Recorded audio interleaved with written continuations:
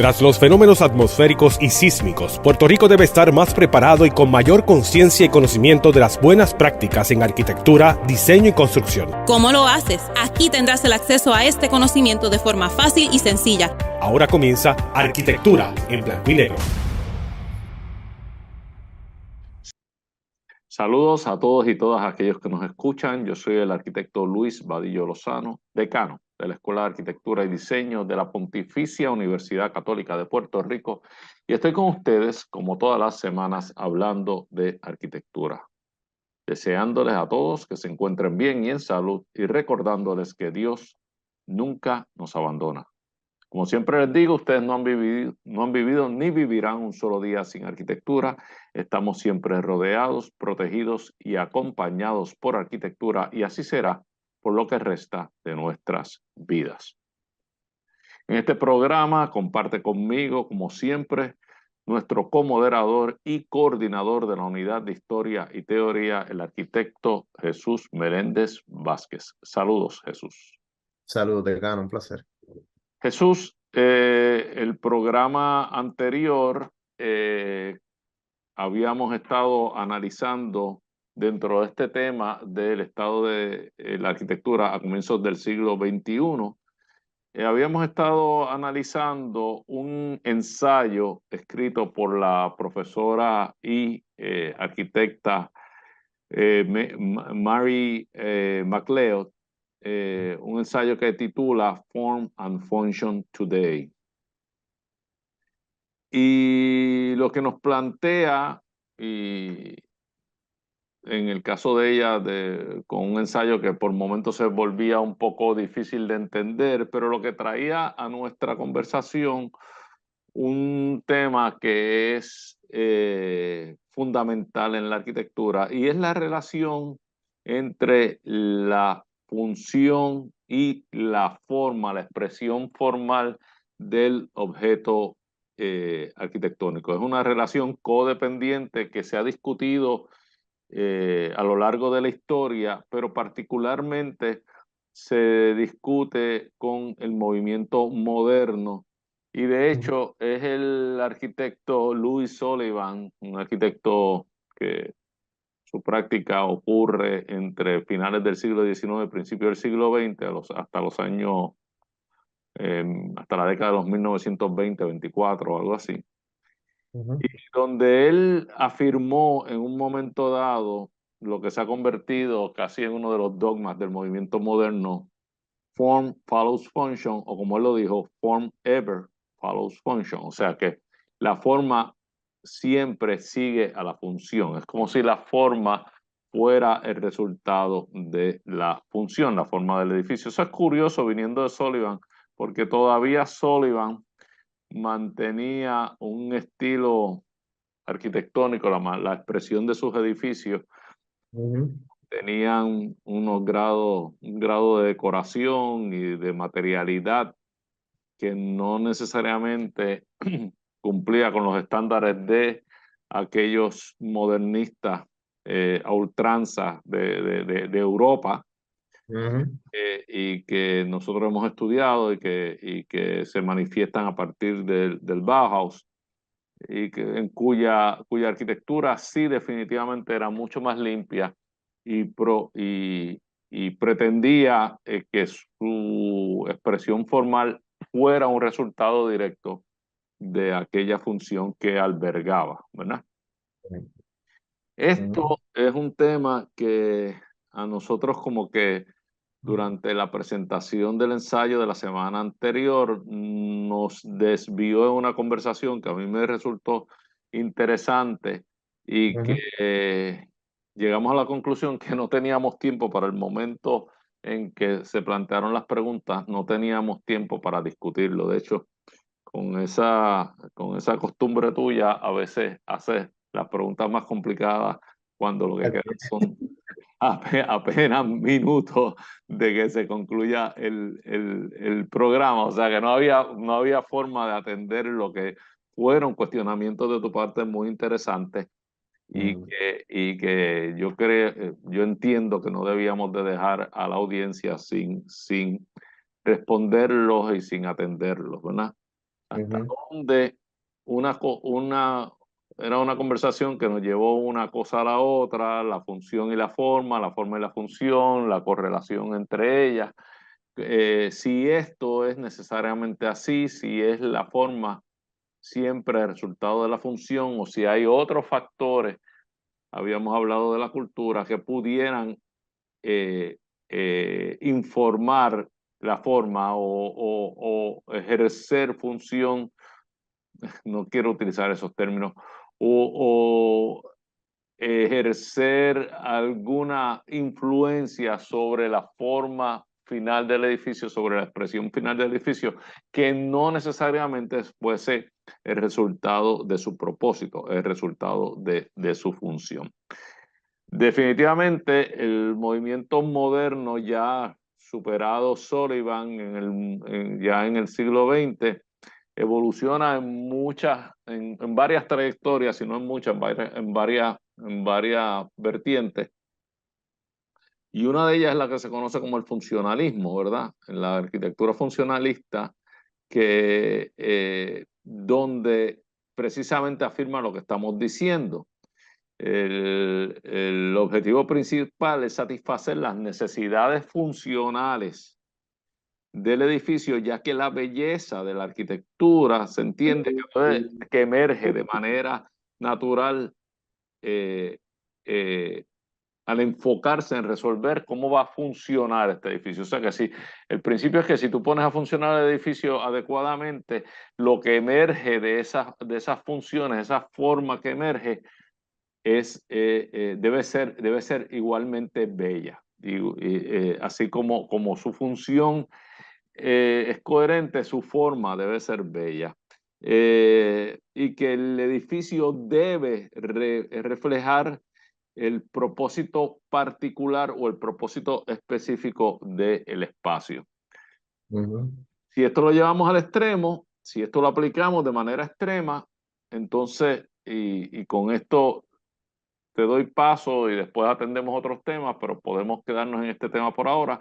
Si esto lo aplicamos de manera extrema, o sea, si la forma del edificio va a ser resultado directo de solucionar su función y la belleza del edificio va a ser resultado directo de tener una solución de función correcta, coherente, Ujú, entonces podríamos concluir que la belleza del edificio en el movimiento funcionalista o en la vertiente del movimiento moderno hacia el funcionalismo es, es entonces el resultado de un accidente y no mm, resultado de una intención. Y ahí caíamos en el tema, si hay arquitectura sin intención, si no hay arquitectura sin intención, entonces la arquitectura que emerge del funcionalismo puro, aplicado puro y de manera estricta, no sería propiamente arquitectura. O sea que ahí lo voy a dejar hasta ahí por el momento y permitirte que un poco reacciones a este montón de ideas que estoy trayendo, pero que quería reunir porque es donde nos quedamos en el programa anterior. A ver, empieza por donde tú entiendas, por donde tú prefieras. Claro, bueno, yo creo que las últimas tres preguntas son un poco complicadas. Am, bueno, hmm, yo te diría que gran parte de lo que se busca del funcionalismo, yo no sé si hemos tenido la oportunidad en programas anteriores de hablar un poco, pero usualmente hay tres ideas primordiales en el funcionalismo, ¿no? En donde la primera es que la idea de que ningún edificio es bello a menos que cumpla adecuadamente su función, ¿verdad? La segunda parte del funcionalismo am, adopta esta idea de que si un edificio cumple su función, es ipso facto bello, ¿verdad? Y lo tercero es que adoptan una idea de que, puesto de que la forma está relacionada con la función, todos los artefactos, incluidos los edificios, son una especie de, digamos, arte industrial aplicado, ¿no? Que estaba altamente influenciado por estas vertientes en Alemania y que luego se exploraron en toda Europa y que llegaron ciertamente a los Estados Unidos, ¿no? Curiosamente, si el funcionalismo tiene algún propósito o inclusive puede adquirir un grado de belleza, yo creo que muchos de este pensamiento está arraigado a cómo se ensambla el edificio, cómo aquellas partes que son cuantitativas proveen una noción de una cualidad, ¿no? Pero una cualidad casi que alienada del componente, yo diría, cultural, ¿no? O que está altamente arraigado a un componente tecnológico, ¿no? Y esto me recuerda muchísimo a estas observaciones que hace Le Corbusier en su libro Hacia una nueva arquitectura, en donde dice, mira, ¿sabes qué? Hay nuevas tecnologías que están llegando, pero lamentablemente la arquitectura clásica no puede adoptarlas, ¿verdad? No puede, digamos, encarnar la estética que aceptaría realmente estas nuevas tecnologías y por ende se necesita una nueva sintaxis, una nueva gramática de arquitectura, ¿verdad? Sin embargo, hay unos cuestionamientos curiosos para mí, ¿no? ¿Qué viene primero, la forma o la función, ¿verdad? O esto es una eterna negociación entre ambos conceptos que son fundamentales en arquitectura. O sea, por ejemplo, tenemos una referencia teórica muy grande que es la de los 10 libros de la arquitectura de Vitruvio, donde está esta famosa trilogía de él, la Utilitas, la Firmitas y la Venustas, ¿verdad? La utilidad del edificio, la firmeza o la estabilidad del mismo y por último la belleza. Que aprovecho para tal vez contestarte tal vez aportar una observación que haces de Louis Sullivan. Yo creo que la razón por la cual él mantiene todavía esta esencia de una arquitectura ornamentada, primero, yo creo que la influencia de la Escuela de Bellas Artes de París, a pesar de que él no culminó, y fue uno de los primeros norteamericanos en pasar el examen y entrar, ¿verdad? Pero después abandona. Creo que está muy arraigada la noción de cómo a través de la belleza la arquitectura adquiere un estatus, ¿verdad? Y por ende, estas influencias del mundo neoclásico casi que se ven impregnadas en esta arquitectura de, ok, ¿cómo puedo dotar de belleza este edificio con una función, ¿no? Que en todo caso está ensamblado de una forma con un orden particular, que yo creo que en el contexto del siglo XIX eso era el sinónimo de belleza, ¿no? Claro, porque estamos hablando de una época de pensamiento empírico, ¿no? Pensamiento científico y que ciertamente el orden de las cosas es lo que se debe apreciar como belleza, ¿no? Y ciertamente eso se mueve al siglo XX. Pues mira, hay algo particular aquí que quiero compartirlo. Bueno, Ok, hay un aforismo que a mí me encanta de parte del arquitecto austriaco Adolf Loos, que de nuevo también él ha sido muy crítico sobre el concepto de la ornamentación en la arquitectura, es decir, digamos un rechazo a lo que el ornamento es un tipo de belleza. Él hace este aforismo donde dice que si encontramos un montículo en el bosque, ¿verdad? De 2 metros de largo y 3 de ancho, formado o dado forma en una pirámide, moldeado con una pala, nos ponemos serios y algo en nosotros dice, aquí hay alguien enterrado. Eso es arquitectura, ¿verdad? Curiosamente, aquí no necesariamente hay una noción de primero función, hay un reconocimiento de alguien que no sabe de arquitectura, por ejemplo, porque ese aforismo es mucho más inclinado a la parte instintiva, ¿no? Nos dice que la forma es lo primero que nosotros empezamos a percibir, a entender, y luego su función, ¿verdad? Es lo que le da casi que el contexto final, ¿no? Y que ciertamente en un ejemplo muy básico, ¿verdad? Son cuando nosotros entramos a espacios religiosos, ¿no?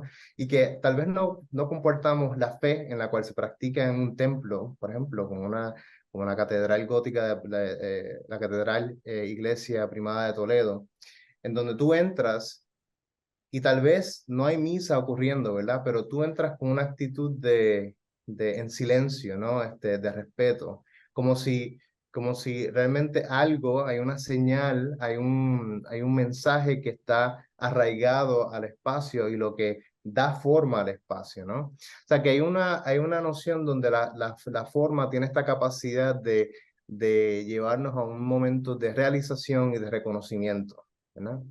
Y que ciertamente nosotros, antes de entrar al nitty-gritty de la arquitectura, casi que uno puede comprender qué es lo que estoy viendo, inclusive reconocer qué es arquitectura y qué no es arquitectura, primero a través de la forma, ¿no? Oye, no sé si quieres como que reaccionar. Sé que esto... Sí, no, sí quiero reaccionar porque sobre todo con relación a esta última afirmación tuya de que uno puede distinguir, uno va a saber distinguir, me corrige si eso no es lo que estabas afirmando, entre qué es arquitectura y qué no es arquitectura. Yo no estoy tan seguro de eso. A mí me parece que en la mente de una gran cantidad de personas, Ujú, la verdadera arquitectura o la arquitectura de calidad, si podemos distinguirlo, la arquitectura bella, ujú, es aquella arquitectura que está más trabajada, más elaborada, y si podemos utilizar el término que tú usas, arquitectura que está más decorada.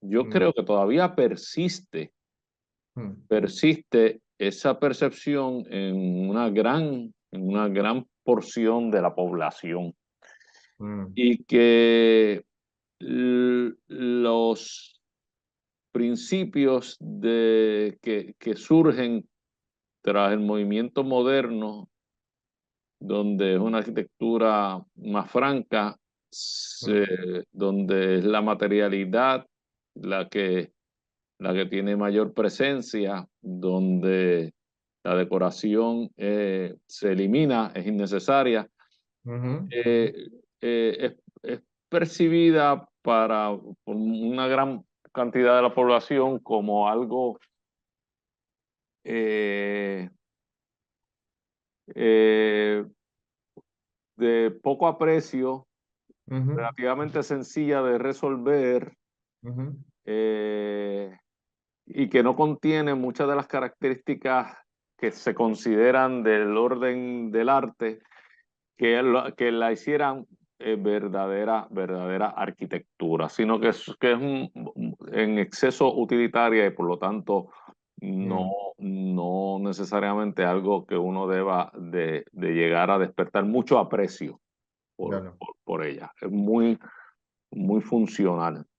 Y ujú, todo eso puede ser cierta, es más funcional, es más directa, es definitivamente no decorada, pero sus, pero sus principios son igualmente válidos y es una arquitectura igualmente fuerte. Yo creo que eso no ha sido del todo entendido. No me parece que eso sea del todo entendido, del todo apreciado. Y a mí me parece que hay mucha gente que piensa que muchas de estas ofertas de la arquitectura moderna raspa casi en la no arquitectura, ujú, en claro, la no arquitectura, y que el objeto arquitectónico de verdadero valor debe ser algo mucho más elaborado y con mucha mayor intención, que es lo que nos lleva al otro punto. Si no habiendo intención, no hay arquitectura. ¿Y dónde comienza a distinguirse la intención en el objeto arquitectónico?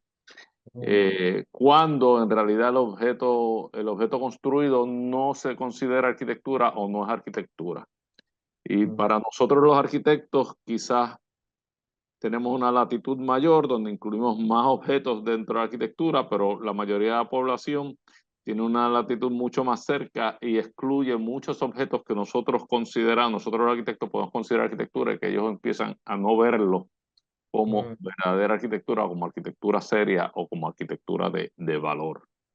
ujú, Meramente por la imagen que tienen en la mente de qué es lo que es un objeto arquitectónico valioso y usualmente amarrado a principios y a valores, valga la redundancia, de, de, de periodos de la arquitectura claro, previos al movimiento moderno. Pero nada, esta primera mitad llegó hasta aquí. Nos tenemos que reunir en unos minutos en la segunda mitad del programa. No se retire nadie, que vamos a coger los otros temas a ver si logramos de alguna manera clarificar estos conceptos. Nos vemos en unos minutos. Esto es Arquitectura en Blanco y Negro. Ahora comienza Arquitectura en Blanco y Negro.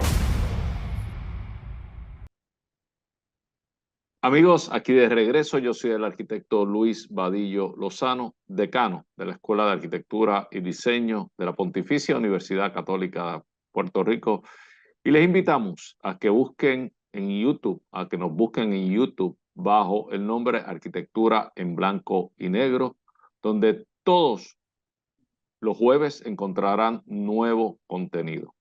En este programa compartiremos con ustedes conocimientos de esta bella profesión de la arquitectura, aquellos que les sirvan para evaluar, observar, saber exigir y saber apreciar la buena arquitectura. En esta segunda mitad del programa continúa con nosotros nuestro comantenedor y coordinador de la Unidad de Historia y Teoría, el arquitecto Jesús Meléndez Vázquez.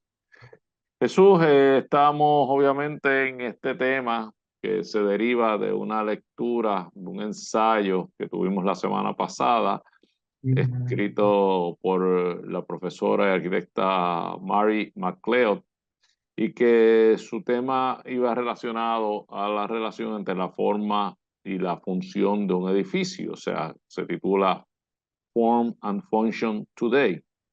Right. Esto habíamos hablado que es uno de los grandes temas en la arquitectura, la relación entre la forma y la función, y habíamos comenzado a analizar la semana pasada y continuamos en la primera mitad de este programa esa relación que quizás para el que no está envuelto en la arquitectura no se da cuenta que es tan controversial. Cuánto la forma de un edificio, su expresión volumétrica es resultado de la función que alberga.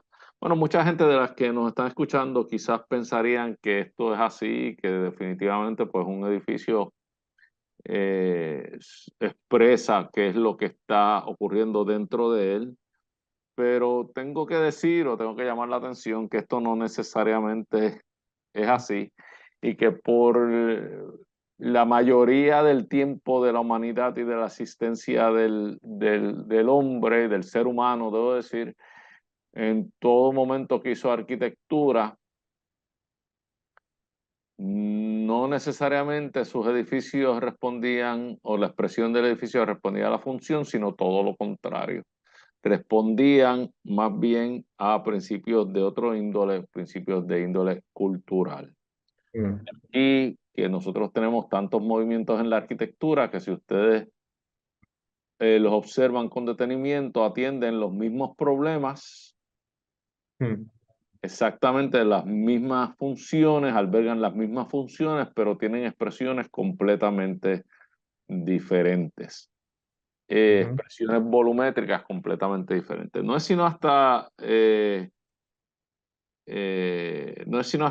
el siglo XX, todo tiene su excepción, tengo que decir que todo tiene sus excepciones, pero en términos generales es así. El ser humano hasta el finales del siglo XIX, incluyendo en movimientos bastante recientes como lo es el Art Nouveau a finales del siglo XIX, incluyendo el Art Nouveau, donde ya obviamente el diseñador empieza a ser más franco en el uso de los materiales y más atrevido en el uso de los materiales y en la sinceridad de los materiales. Todavía el Art Nouveau es un movimiento decorado. No llega a los grados de franqueza que llega el movimiento moderno del principio del siglo XX. O sea, que no es hasta el siglo XX que de verdad empiezan a surgir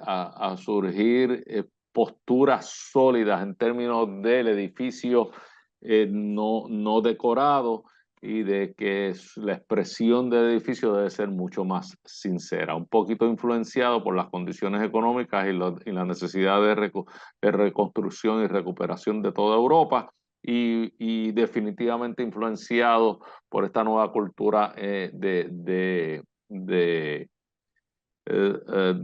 estética industrial que proviene de la segunda revolución industrial. Todo esto lo hemos hablado, o sea que no en programas anteriores, o sea que no queremos abundar mucho en esto. Llega al grado de que habíamos hablado de la expresión de Louis Sullivan, que tanto nos acompaña, de form ever follows function, la forma siempre sigue a la función. Pero hay otras expresiones. Tenemos una expresión como la del arquitecto Mies van der Rohe, que dice less is more. Menos es más. En clara referencia de que la arquitectura no debe ser decorada, no debe pretender ser lo que no es, debe de haber total sinceridad tanto en su expresión formal como en su expresión, en sus grados de decoración, que sabemos que Mies van der Rohe lo lleva al extremo, ¿verdad? Eso él casi que obliga a las funciones dentro de una forma que él predetermina. Esto fue combatido en el movimiento postmoderno de los años 70, finales de los 70 y 80, por el gran postulante de ese movimiento, o el primer postulante, el arquitecto Robert Venturi, que cambia el less is more por el less is bore, o sea, menos es aburrido. ¿Por qué? Porque la postura del movimiento postmoderno de la segunda mitad del siglo XX es que la arquitectura había llegado a grados de tal grado de simplicidad, de minimalismo, que había perdido interés y había perdido capacidad de despertar entusiasmo, de despertar afinidad, de despertar incluso aprecio en el usuario, porque el usuario no se sentía reconocido en esa arquitectura. Y en esto casi que habíamos quedado en la primera mitad, al final de la primera mitad, donde yo te planteaba que una gran porción de la población actualmente que no reconoce necesariamente la arquitectura del movimiento moderno como verdadera arquitectura. Yo he tenido experiencias a veces de ir a entrevistas donde me hacen una pregunta que yo no sé ni cómo responder, cuando el entrevistador, quien no es arquitecto, me dice: arquitecto, y esto doy fe que me ha sucedido en más de una ocasión, en 2 ocasiones por lo menos me recuerdo haber gagueado porque no entiendo cómo es que me hacen una pregunta como esa, pero me hacen: arquitecto, ¿por qué la arquitectura moderna, y no se están refiriendo al movimiento moderno, sino a la arquitectura contemporánea, es tan fea? Y yo digo, ¿de verdad? Bueno, primero, yo espero que no esté insultando la arquitectura que yo hago, y segundo, qué manera más simplista de ponerlo. Y siempre me pregunto, ¿cómo es posible que el ser humano tenga la capacidad de aceptar la simplicidad, el minimalismo y la falta de decoración en cualquier otro objeto? Nuestros teléfonos, en nuestros televisores, en nuestros vehículos, en cualquier otro objeto, menos en la arquitectura, de la cual se le exige, para hacer gran arquitectura, decoración y revestimiento. Y con esto te dejo, a ver si de alguna manera podemos entrar en el tema que a mí me gustaría, si lo cogemos por las dos frases encontradas, y si me digas si less is more o less is bore. ¿Cuál es tu opinión? Bueno, gracias. Oye, yo coincido contigo. A veces es un poco curioso la percepción ¿verdad? De los individuos que no son versados en arquitectura, ¿no? A veces creen que porque simplemente se vea con esta referencia del mundo clásico, que tenga columnas con alta ornamentación, con un frontón, de momento, esa arquitectura y la arquitectura del siglo XX no lo es, ¿no? Pero yo creo que, curiosamente, es que la arquitectura del mundo clásico ha sido tan buena en establecer que la arquitectura se debe ver desde un punto de vista de signos, de señales, ¿no? Como advertisements, ¿verdad? Y el mundo de la arquitectura moderna elimina todo eso, ¿verdad? Pero obviamente ellos como quiera se enfrentan a este problema de que como quiera tenemos que hacer un tipo de lenguaje que podamos compartir como como un punto de partida, ¿no? Y yo creo que los cinco puntos de la arquitectura de Le Corbusier como que funcionan para ese inicio, ¿no? Curiosamente, yo creo que gran parte de lo que vemos de ese imaginario que las personas no versadas en arquitectura logran identificar como que señales, ¿no? El programa anterior había hablado sobre la caseta de campaña, ¿no? Que yo creo que más allá de simplemente proporcionar un espacio de protección, logra establecer para digamos, una respuesta arquitectónica para una misma solución, ¿no? O una misma función, protegernos, el espacio doméstico. Y yo creo que cada una de estas representaciones que hace Marc-Antoine Layet, Eugene Viollet-le-Duc, inclusive Gottfried Semper, permiten establecer el signo de la arquitectura, ¿no? O la arquitectura como señal, ¿no? Y que tiene diferentes formas de ensamblarse o de expresarse, ¿no? A tal medida que esto no es una mera observación del siglo XIX, también tenemos observaciones del siglo XV, el Renacimiento, en donde la caseta de campaña también tiene que mostrar un tipo de signo para ser reconocible y separarse de aquel espacio de lo natural, ¿no? Pero en el caso de la arquitectura moderna, sí implica que hay un reconocimiento de que si hay nuevas tecnologías, por ende, hay nuevas funciones que surgen, por lo tanto, hay un problema arquitectónico de cómo recibir esa función, ¿verdad? Por ende, hay que proponer una nueva reconfiguración del espacio, una nueva expresión del edificio, que nos lleva, ¿verdad?, a esta dicotomía entre la forma en relación con su función, ¿no? Que yo creo que en el caso de la vida Sagua, por ejemplo, que tengo imágenes aquí, a mí siempre me ha estado muy curioso de que al final, aunque esto tenga los cinco puntos de la arquitectura, tiene un cierto, digamos, sentido clásico, ¿no? De los componentes puestos en su sitio, ¿no? Expresados al unísono, y que al final el encuentro del lenguaje más su expresión define la estética del espacio, ¿no? O sea, que esta cocina ya no es una cocina normal, es una cocina moderna, ¿no? O sea, no sé si hay una reacción de esta parte, pero quería incluir una frase de Mies van der Rohe que creo que te puede interesar, que habla particularmente de Louis Sullivan, que dice, cuando Louis Sullivan decía la forma debe seguir a la función. Creo que él todavía no estaba actualizado en la frase verdadera de Luis Sullivan. Continúa Mises diciendo, estaba reaccionando a su tiempo. No creo que este concepto siga siendo válido. Hoy en día la función cambia tan rápidamente que solo una gran flexibilidad tiene valor en un edificio. La flexibilidad es lo importante y característico de mis edificios y no la expresión de su función, ¿verdad? Tal vez esa es la respuesta a la obsesión de Mies con todas son cajas, ¿verdad? Porque el espacio, la función necesita adaptarse con una gran rapidez que la arquitectura no puede moverse de esa manera. Suena un poco a la defensiva esa expresión de Miss, ¿verdad? Porque yo supongo que debe ser en reacción a las opiniones de tantas personas de que todo lo metía en cajas y entonces él justifica sus cajas como por flexibilidad. Esta caja es flexible, yo puedo acomodar las funciones aun cuando estas vayan cambiando, ¿verdad? No sé si eso es del todo cierto, pero está curiosa, está curiosa. Está muy curiosa esa frase, no la había visto, ¿sabes? No, te la agradezco. Sí, no, de hecho, esto viene de una entrevista.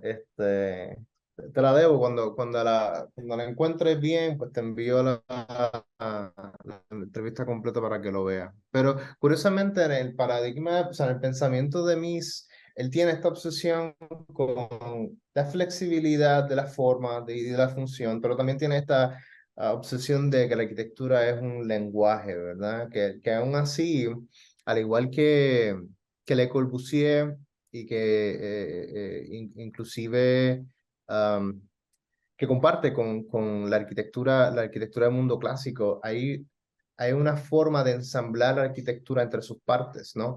Que permite una cierta variedad en su forma, porque esto es una caja al final del día, pero se ve muy diferente a los edificios de Mies en Chicago, ¿no? O sea, tienen una estética muy distinta. Y yo creo que tal vez el ejercicio universal o la forma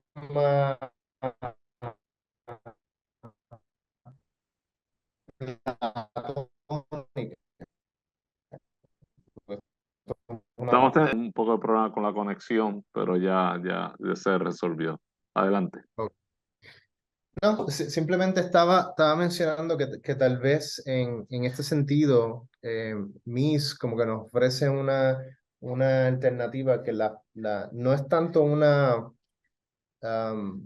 la forma sobre la función o la función sobre la forma, sino que hay que establecer un plano de negociación, ¿no? En donde tal vez la flexibilidad que él hace, ¿verdad? La observación que él hace es que la arquitectura tiene que acomodarse de esa manera, ¿no? O sea que aquí tal vez la cultura empieza a definir cuál es la intención particular de la arquitectura del momento, ¿verdad? ¿Cuál es el vector de fuerza hoy día? Pues hoy eso es lo que estamos tratando de descifrar durante esta serie de programas, ¿verdad? Revisando la arquitectura del siglo XXI. Sí, a mí me gustaría hacer una diferencia entre Mies y el resto de los arquitectos del movimiento moderno. Yo creo que Mies es un caso aparte. Hay una Ujú, gran diferencia entre los resultados de la arquitectura. No sé si en el discurso, Mies era una persona de poco discurso, no es como un Le Corbusier o un Gropius, ujú, pero y era mucho más reservado. Incluso el mismo Frank Lloyd Wright escribe mucho más que Mies. Pero a mí me parece que Mies rompe un poco la norma del movimiento eh, moderno y se enamora de una forma y casi que obliga las funciones a ocurrir en esa forma. Yo creo que Mies invierte y en vez de que la forma siga la función, la función debe de acomodarse en la forma. ujú, Y ujú, yo ujú, no creo que ninguno de estas cajas hermosas de Mies, tanto a todos tamaños, a nivel residencial o a nivel institucional, eh, respondan necesariamente a la función que alberga. Yo creo que no responden en lo absoluto, sino a una decisión ujú, preconcebida casi de cómo se tiene que ver. A mí no sé en dónde quedan, o sea, el movimiento postmoderno de los siglos, de la década de los 70 y los 80 tuvo la razón de ser, es una reacción obviamente al, ujú, al movimiento moderno más extremo, el minimalismo, y, y hace unos postulados que no son del todo descartables y, claro. donde, y que algunos de ellos permanecen con nosotros. Ujú, ujú, A mí no me parece que estemos ya yendo a la arquitectura del siglo XXI, que estemos ya en el movimiento moderno. No lo estamos, no compartimos mucho de los postulados.